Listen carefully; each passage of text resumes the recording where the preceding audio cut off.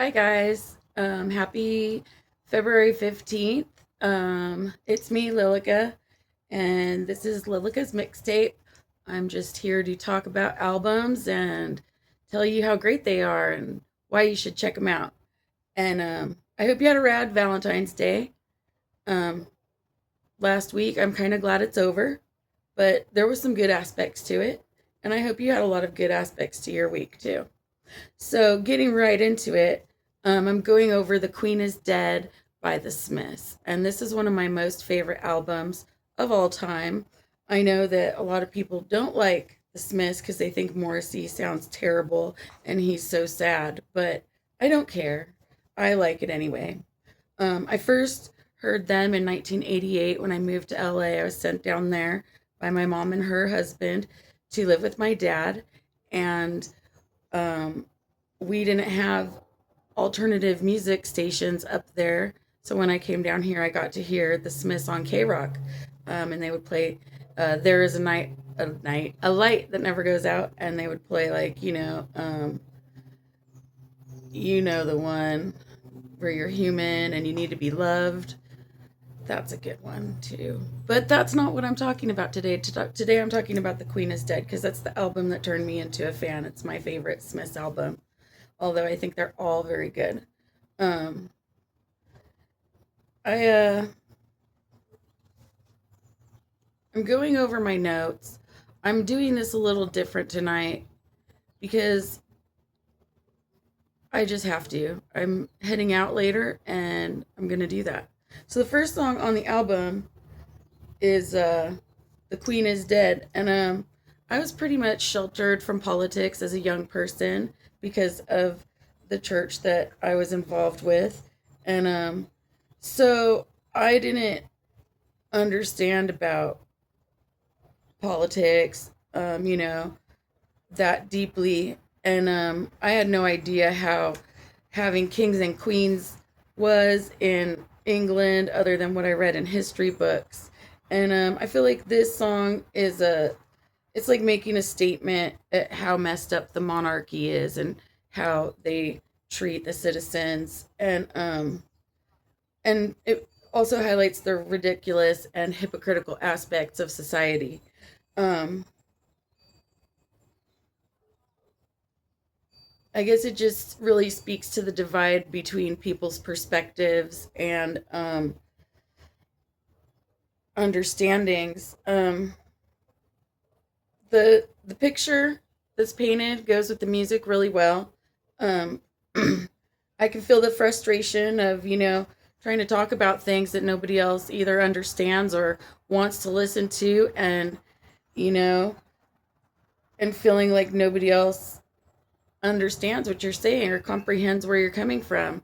You can feel really alienated when the subjects that intrigue you are not popular, if you know what I mean.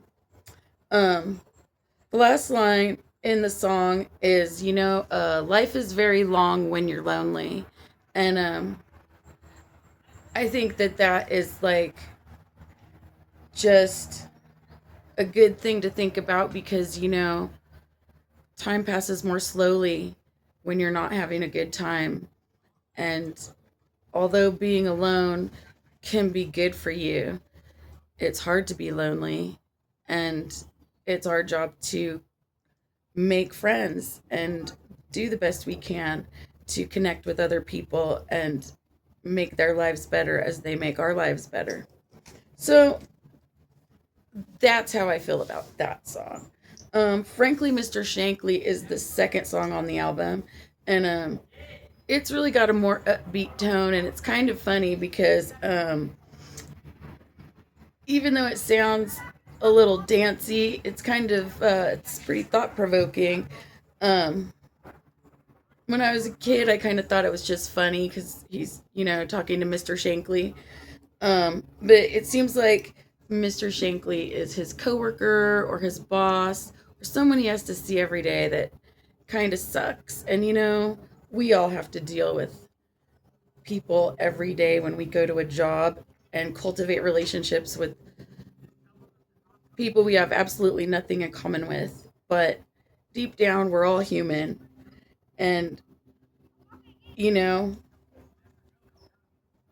we have to get along. Somehow, they're really good at conveying the humdrum feelings of going to work every day. And I think the best part of the song is at the end when Morrissey is telling Mr. Shankly what he really thinks of him and the only reason that he's there. And I think it's great. And you should check it out because, you know, everybody hates going to work unless they don't. And that's a different conversation for a different day. And so the next song is I Know It's Over. And it starts out like you're in a pit and he's telling his mother that he can feel the soil falling over his head. It makes me feel like I'm in a ditch or in a coffin, and I feel really overwhelmed by everything that's going on around me. Um, when I was young, it talked to me about how lonely it is. And I think that at that time, it was really nice to know that I wasn't the only one struggling to um, accept those feelings of loneliness and come to terms with them and make the choices to learn how to navigate society so that I could develop friendships and relationships that are cherished now at this point. I have a lot of those and I'm really grateful. Um, when I was 13, I was really confused about everything. And honestly, I felt like I wanted to not be present in the world we live in quite a lot. I romanticized it. Um, and it was because I had been molded to criticize everything that I did or chose to do under a lens of God's expectations. And, God's perfect and we are not. And how could I ever be happy having to look at myself and criticize myself or look at myself imagining it from God's perspective because you could never do anything right if you're looking through that glass, those lenses. Um, so I don't know. That song just was really good. The end of it says, "It's so easy to laugh. It's so easy to hate. It takes strength to be gentle and kind." And you know, I thought about those words a lot. I mean, at the time, I was just like listening to it and having fun, and it was depressing. And I was like, yeah, I feel sad. I'm not the only one, and he feels sad too. That's really great.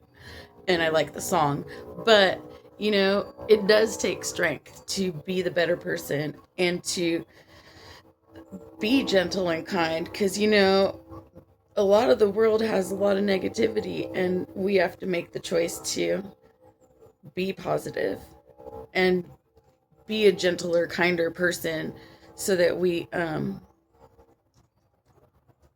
give off that frequency to help things along in a more positive way. So, continuing to acknowledge the theme of alienation and sadness is the Nick song called Never Had No One Ever. And that's sad because, I feel like sometimes that I will never have anyone ever. And then I have to really remind myself of how grateful I am for all the friends and family that I have that have been there to support me. And it's easy to get caught up in those feelings of despair when sometimes it feels like life is just plotting against you. What do? You go listen to the Smiths. And you know what? Even if you know it's over, it's not. But you could sing about it. And so that's a good song. After that song is the Cemetery Gates, or Cemetery Gates as he says it. And that's really one of my favorite songs too. Um, it has a really nice tune. Um, and it's, he's gonna go enjoy the dreadful sunny day, and I can picture it and enjoy it. And the cemetery gates, like, it's always peaceful there. And I know it's cliche for goths to go hang out at the cemetery, but you know what? Back in the day, there wasn't a lot to do, and we were respectful. We didn't just destroy the, mausoleums or knock over the headstones. We respected that those were people's resting places, and we could feel the peace for them and with them. And no one, if you're by yourself at the cemetery, no one's going to argue with you there. That's a good thing about it. But I think this song is about just, hanging out and talking about things like poetry and literature. And no matter how much you think you know, there's always going to be someone that knows more than you. And you should just like what you like, because that's your right and your job as a human to enjoy it the best you can and like what you like. And so when you flip the tape over, because that's the end of side A, the first song on side B is Big Mouth Strikes Again. And this song is really great. It's got a good dance beat and really great guitar work. Um, it's really funny because it starts out with Morrissey singing about how he was only joking when he said he wanted to smash every tooth in your head. And my best friend Jenny, she thought it was, I was only joking when I said I'd like to mash a burrito in your hair. And so I've always enjoyed the the funny picture of someone getting really upset and smashing a burrito into somebody else's hair, especially as compared with like Morrissey's serious delivery of such, melancholy subjects. Um, I don't know. I also like how he talks about pretty much being persecuted by being subjected to the people around him that he can't even handle. And although I do like to make a choice to get along with everybody, and I like meeting all kinds of people, sometimes when my energy's out of alignment or whatever, I have a hard time, and I can understand how that feels. So, nobody wants to feel like they're being persecuted like Joan of Arc with a burning Walkman, because that would be the hugest bummer ever. Having your Walkman burn while you were listening to something and burning at the stake. Anyway, so then after that is The Boy with the Thorn in His Side, and that continues our journey down this album. It showcases Morrissey's crooning abilities. He's really good in this one. And it's got a really sweet melody. Um, I think it's interesting to think about because I'm sure having a thorn in your side is probably not a really great feeling. And we can all relate to that in different situations and circumstances. Um, it's almost romantic in a way, the way he sings about it. Because, life hurts. It always does sometimes. I mean, it has to, because if you don't feel how it hurts, how can you feel how great it feels when it feels really great?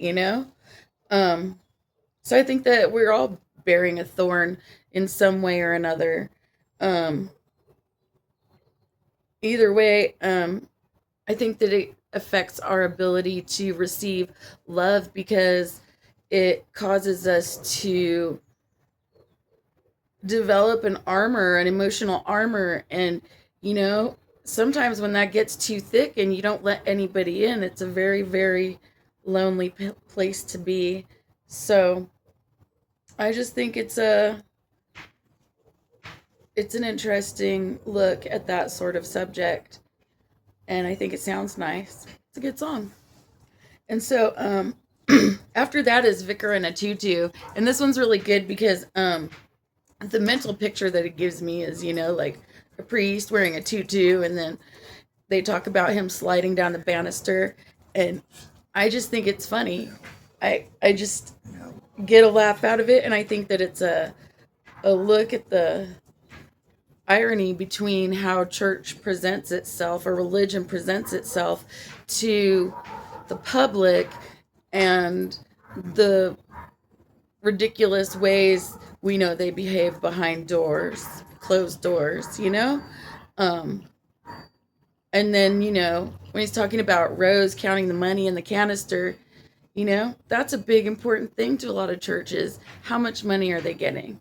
But, I feel like it's not bad to give to a church as long as they're doing the work with the money and giving to the right people. But I think a satirical song about organized religion is right up my alley because I have a hard time conforming to that. So after that song is There's a Light That Never Goes Out. And this is like one of my all-time favorite songs. It got me through a lot of hard times, especially after I got sent away from my mom's house. I hope you don't mind the golfers in the background. I'm sorry about them, but that's how it is today. Um, I think the song is good because despite the fact that obviously um, he was cast out, Morrissey was cast out, or the perspective of the person in the song, they were cast out and they could never go back home again. But that night that day, they're finding someone that they could spend time with and escape that terrible feeling and be so passionate that they would be content to die by the other person's side because they're so great and they are so happy to be in their presence.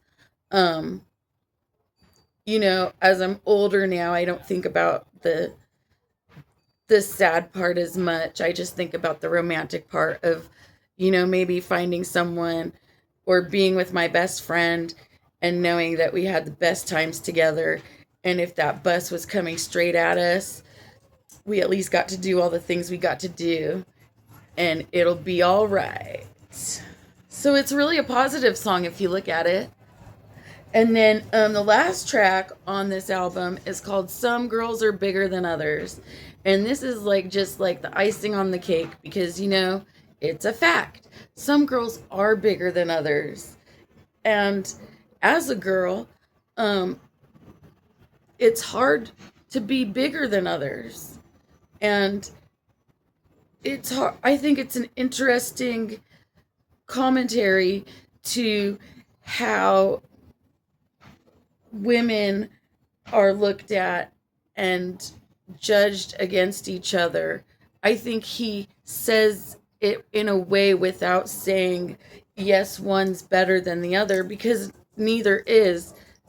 We're all women, and we're all girls. But, some girls' mothers are bigger than other girls' mothers. It's just a fact of life. And I don't know. It's kind of a funny song. So I think it's literally a golf ball just came right in here. I'm really glad it didn't hit me in the head or something. Ay Dios mio. Anyway, I just think it's great because it's just basic and it's plain and that's it. And that's the end of that track, but I like it. It ends the album just right. So, in sum, I think that The Queen is Dead is just a really good album for getting in touch with your feelings and being aware of the politics and the societal changes and pressures around you and learning to be appreciative and get along in your environment the best you can. So, I'm going to end here because obviously this is getting a little out of hand. I'm being long-winded today. This is a long-ass video. And I'm not going to edit because I don't have time to edit. And like I told you, I feel like, I don't know, I feel authentic when I'm not cutting parts out to make myself sound better or look better. But then again, I would like to sound better and look better. But I digress. I would like to thank you all if you've made it this far to my video, to watching my video. Thank you. I hope that you have an awesome week. I hope that you comment in the comments any albums that helped you get through life or that opened your eyes to things that you didn't know about. Um, and please like and share and subscribe. I'm thankful to all of you that follow me, and I hope you all have a blessed week. Stay rad. Love you guys. Bye.